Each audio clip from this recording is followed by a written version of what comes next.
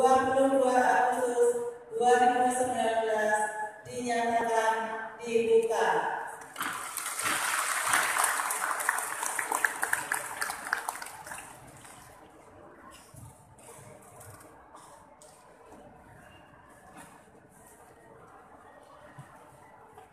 Pembacaan surat keputusan Rektor Universitas Terbuka tentang pengumuman kelulusan dibacakan oleh Manajer Registrasi dan Asesmen kepada Bapak Dr. Andes Agus Supriyanto, MPD, dipersilakan.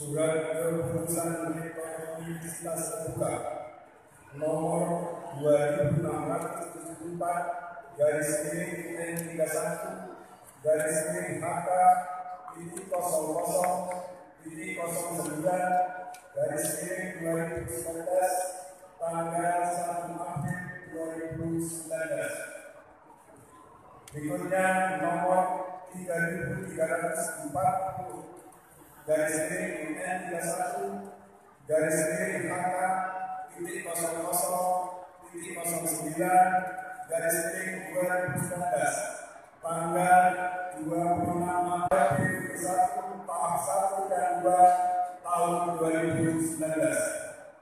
Rektor Universitas Terbuka mengimbau dan seterusnya, mengingat dan seterusnya, memutuskan, menetapkan pertama,